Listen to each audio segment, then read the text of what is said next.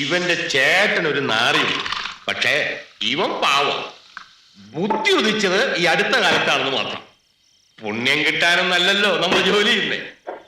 നല്ലൊരു ഏരിയയിൽ ട്രാൻസ്ഫർ കിട്ടാൻ ഇപ്പൊ രാഷ്ട്രീയക്കാർ ചോദിക്കുന്ന കാശ് എത്രയാ? അത് നമ്മളെങ്ങനെ മുതലാക്കും? ഞങ്ങൾ ഒരു ദിവസം വന്ന് മലിനീകരണം പൂച്ചപ്പെരാന്നൊക്കെ പറഞ്ഞൊരു വിരട്ടിയതാ. ഇവനാള് സ്വപ്പ കള്ളനാ. പണമില്ല, നാടാകെ കടമാണെന്നൊക്കെ പറഞ്ഞൊരു കാര്യത്തിൽ അഭിനയിച്ചു. ചെയ്യേണ്ടത് ചെയ്താലേ ഇവനൊക്കെ തോന്നേണ്ടത് തോന്നും. ഇപ്പൊ കാശ് എവിടുന്ന് വന്നു?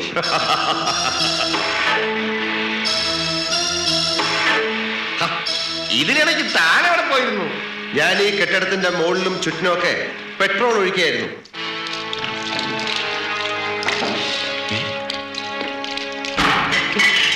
അപ്പുറത്ത് പുഴയാണ്, അടുത്തെങ്ങും വീടുകളുമില്ല.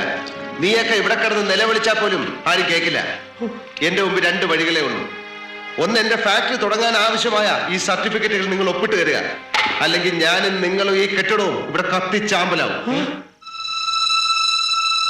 തമിഴ്നാട്ടിൽ തകരമടിച്ച തല്ലിപ്പൊളി ഷെഡുകളിൽ ആയിരക്കണക്കിന് ചെറുകിട ഫാക്ടറികൾ പ്രവർത്തിക്കുന്നു, ഒരു കുഴപ്പമില്ലാതെ.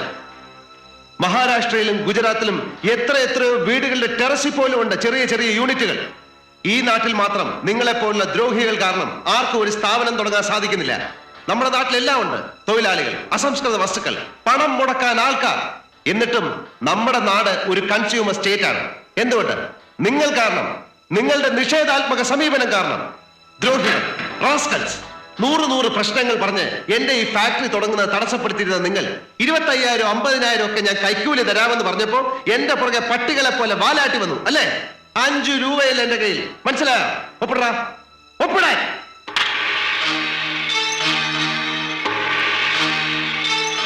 ഒപ്പിടുന്നോ അതോ ഇവിടെ കിടന്ന് കത്തിച്ചാമ്പലാവണോ?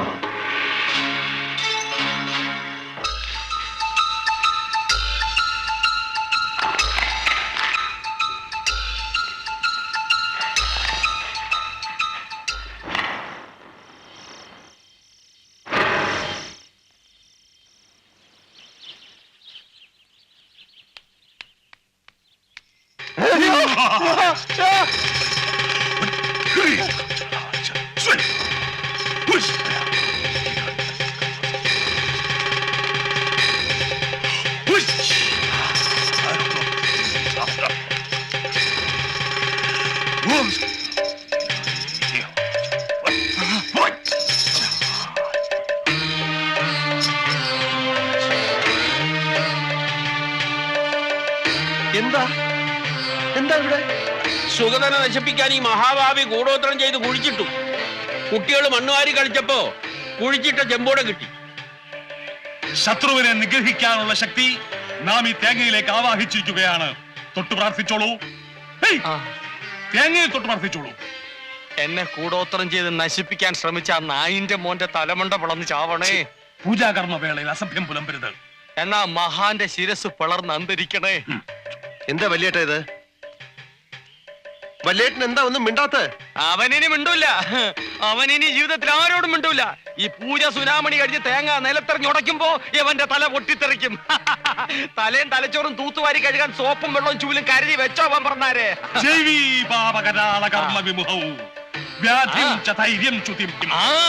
കൂടോത്രം ചെയ്തവൻ ഈ പരിപാടി കഴിയുമ്പോ വിവരം അറിയുമെന്നാണ് ചേർക്കോണ സ്വാമി പറയുന്നത്. പറ സ്വാമി, പറ. സ്വാമി പറഞ്ഞോ. പ്രജ്ഞസ്വച്ഛമന പരാക്രമ ഗുണാൻ വൈരിക്ഷയ പ്രത്യർത്ഥോ. കേട്ടോ, ആക്രമിക്കാൻ വന്നവൻ ക്ഷയരോഗം വന്ന് കൊരച്ചു ചാവുമെന്ന്. ഇപ്പൊ പറഞ്ഞോ ഏതവനാ ചെയ്തെന്ന്. സത്യം തുറന്നു പറഞ്ഞ് മുന്നോട്ട് വന്നാൽ മരണത്തിൽ നിന്ന് രക്ഷപ്പെടാം.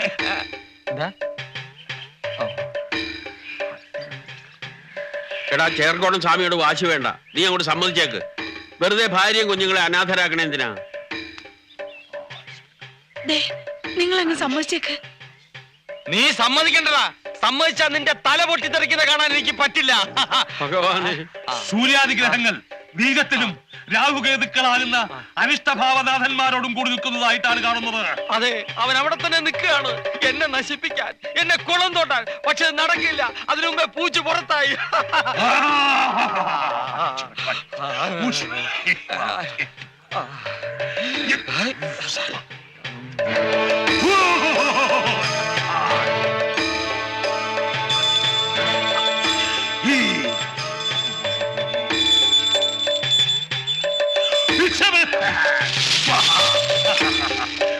വേദമന്ത്രധ്വനികളുടെ ഊർജം ഈ തേങ്ങയിലേക്ക് ആവാഹിക്കപ്പെട്ടു കഴിഞ്ഞു. പരീക്ഷണം മതിയാക്കൂ. ദുഷ്കർമ്മി മറവിലേക്ക് പുറത്തു വരൂ. തേങ്ങ ഉടക്കി സ്വാമി. സത്യം തുറന്നു പറയൂ. ആരാണ് ഈ കുടം കുടിച്ചിട്ടത്? തേങ്ങ ഇറങ്ങി ഉടക്കി സ്വാമി. അവന്റെ തല കുടുംബം അനാഥമാക്കല്ലേ സ്വാമി. അരുത്. ഭാവിക്ക് പശ്ചാത്തപിക്കാൻ ഒരു ചെറുപഴുതുകൂടി. അന്തസ്സായി തെറ്റു തുറന്നു പറയൂ. നാം വെറുതെ വിടാം. വെറുതെ വിടാൻ പറ്റില്ല. മന്ത്രവാദി ചതിക്കല്ലേ. ഈ തേങ്ങയും തലയും അണ്ടകടാഹങ്ങളും ഞെട്ടിച്ചുകൊണ്ട് പൊട്ടിച്ചു തുറന്നു മുമ്പ് ഉണ്മ തുറന്നു പറഞ്ഞോളൂ. ഇനിയും ക്ഷമിക്കാനാവില്ല. പൊട്ടിക്കണോ? എങ്കിൽ അനുഭവിച്ചു. ഞാൻ ദാ പൊട്ടിക്കാൻ പോകുന്നു. ഇപ്പൊ പൊട്ടിക്കും. ദാ അടുത്ത നിമിഷം പൊട്ടാൻ പോകുന്നു. ഇപ്പൊ പൊട്ടും. ഇപ്പൊ പൊട്ടും.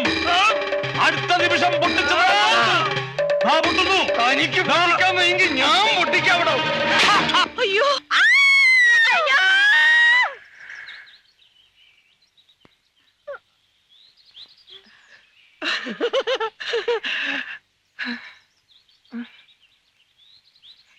എല്ലാവരും ഒന്ന് നോക്കിയേ. എനിക്കിപ്പോ തലയുണ്ടോന്ന്. ആരുടെ തലയാണോ പൊട്ടിത്തെറിച്ച്? തന്റെ അപ്പൂപ്പന്റെയോ? താനെന്തിനാണോ എന്റെ തേങ്ങ മേടിച്ചുടച്ചത്? Bloody fool. തേങ്ങ ആരോടച്ചാലാത്താടാ? എന്നാ പിന്നെ തനിക്ക് കുറെ തേങ്ങ മേടിച്ച് ഉടച്ച പോരായിരുന്നോ? എന്നെ എന്താണ് വിളിച്ചത്? മരവാക്കണി. നിർത്ത്. നിങ്ങൾ തമ്മിൽ തലതല്ലി പൊളിക്കണ്ട. ഞാനൊരു സത്യം പറയട്ടടാ പട്ടി. ആരാണ് ഇവിടെ കുഴിച്ചിട്ടതെന്ന് അറിയോ? ഞാൻ പറയാം. കേക്കണോ കാർന്നോരെ? കേക്കണോടാ? ഞാൻ പറയാം. ഞാൻ തുറന്നു പറയാം. ഞാനാ ഇതിവിടെ കുഴിച്ചിട്ടത്. ഓടോ. ഇത് മാത്രല്ല, ഇതുപോലുള്ള മാരക മന്ത്ര തകിടുകൾ ഈ വീടിന്റെ പല ഭാഗത്തും ഞാൻ കുഴിച്ചിട്ടിട്ടുണ്ട്. കണ്ടുപിടിക്കാൻ എത്ര വലിയ മന്ത്രവാദി വന്നാലും ഒന്നും നടക്കില്ല. 5 പ്രാവശ്യം നീയോ നിന്റെ കുടുംബമോ അതിനെ മറികടന്നാൽ ദേഹമാസകലം പുണ്ണ് പിടിച്ച് പഴുത്ത് പുഴുത്ത് ദ്രവിച്ചിട്ടാവും. കൂടോത്രം ചെയ്തവരെ ശിക്ഷിക്കാൻ ഇന്ത്യൻ ഭരണഘടനയിൽ വകുപ്പിലിട പുല്ലേ. അയ്യോ ചേട്ടാ ചേട്ടാ അവിടെ നിൽക്കാൻ ഇതെങ്ങോട്ടായി കിടന്ന് പായുന്നത്? വീട്ടിൽ ആരുമില്ല കുഞ്ഞെ. അതുകൊണ്ട് കിടന്നോടൂ. സത്യം പറയണം, തേങ്ങ അടിച്ചപ്പോ നിങ്ങൾ എന്തിനാ കിടന്ന് നിലവിളിച്ച്? അയ്യോ അത് പിന്നെ ആ, പേടിച്ചിട്ട്. ഞങ്ങൾ ആരും പേടിച്ചില്ലല്ലോ. എനിക്ക് വയസ്സായില്ലേ. ദേ, വയസ്സായെന്നൊന്നും ഞാൻ വിചാരിക്കില്ല. പോലീസ് സ്റ്റേഷനിൽ കൊണ്ടു കയറ്റി ഇടിച്ച ഷേപ്പ് ഞാൻ മാറ്റിക്കും. അയ്യോ നിങ്ങളല്ലേ അതവിടെ കുഴിച്ചിട്ട്? അല്ലേ അല്ല അല്ലേ അല്ല അല്ലേ? അതെ. എന്തിനാ ആര് പറഞ്ഞിട്ടാ? കുഞ്ഞിന് വേണ്ടിയാ. കുഞ്ഞു പറഞ്ഞിട്ടാ ഞാനിതൊക്കെ ചെയ്തത്. ഇനി ഒരിക്കലും ഞാൻ കുഴിച്ചിടത്തില്ല.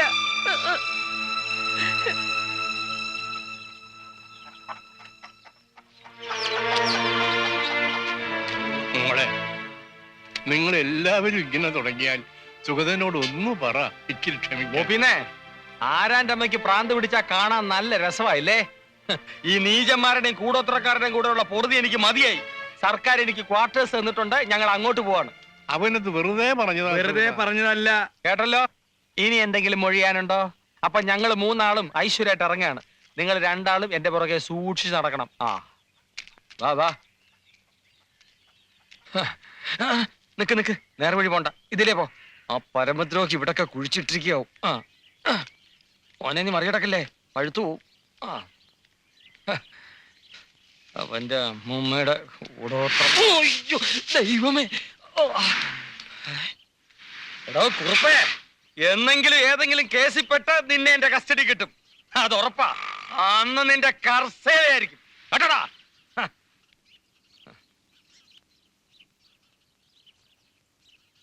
കഴിഞ്ഞോ? അതോ ഇനിയും വല്ല ആഗ്രഹവും ബാക്കിയുണ്ടോ? ചേച്ചിയും കുടുംബവും പോയി. ഇനി ഇവിടെ ഉണ്ട് പലരും.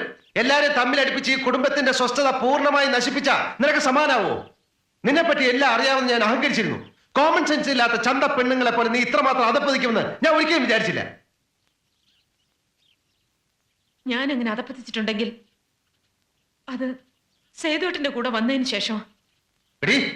ഇപ്പൊ പറഞ്ഞല്ലോ, ഞാനാണ് അവരെ തമ്മിലടിപ്പിച്ചതെന്ന്. മുഖത്തോട് മുഖം നോക്കിയാൽ കടിച്ചു കീറാൻ നിൽക്കുന്ന ഇവരെ ഞാൻ തമ്മിലടിപ്പിച്ചത്രേ. അതൊക്കെ നേരത്തെ കുടുംബക്കാരുടെ രക്തത്തിലുള്ളതാ. അക്കൂട്ടത്തിൽ നിങ്ങൾക്കെങ്കിലും കുറച്ച് വ്യത്യാസം ഉണ്ടാവും ഞാൻ തെറ്റിദ്ധരിച്ചു. ഇവിടെ ആർക്കും അറിയില്ല സ്നേഹം എന്ന വാക്കിന്റെ അർത്ഥം പോലും. കൂടോത്രം ചെയ്താലും നിന്നോട് എനിക്ക് സ്നേഹം ഉണ്ടാവാൻ പോകുന്നില്ല. സ്നേഹം തോന്നുന്ന രീതിയിൽ ഇങ്ങോട്ട് പെരുമാറാൻ പഠിക്കണം. എല്ലാരും അത് പഠിക്കണം. നീ ഉദ്ദേശിക്കുന്ന സ്നേഹം എന്തോന്നാ? നേരം വെളുക്കുമ്പോ തൊട്ട് രാത്രി വരെ നിന്നെ കെട്ടിപ്പിടിച്ചോണ്ട് ആ കട്ടിൽ കിടക്കുന്നോ? അതോ നീ പറയുന്ന പമ്പര വിട്ടിത്തരങ്ങളൊക്കെ കേട്ട് ആസ്വദിച്ച് ഒരു മണ്ടനെ പോലെ പൊട്ടിച്ചിരിക്കുന്നോ? കല്യാണം കഴിച്ചുകൊണ്ട് മാത്രം സ്നേഹം ഉണ്ടാവില്ല. നീ പറയുന്ന എനിക്കും ഞാൻ പറയുന്നത് നിനക്കും മനസ്സിലാവണം. പരസ്പരം അംഗീകരിക്കാനുള്ള ഒരു വലിയ മനസ്സ് വേണം. സ്നേഹിക്കാൻ ഇങ്ങനെയൊക്കെ കുറെ നിബന്ധനകൾ ഉണ്ടെന്ന് പണ്ടൊരിക്കലും എന്നോട് പറഞ്ഞിരുന്നില്ലല്ലോ. പറഞ്ഞാലും മനസ്സിലാക്കാനുള്ള ബുദ്ധി വേണം നിനക്ക്.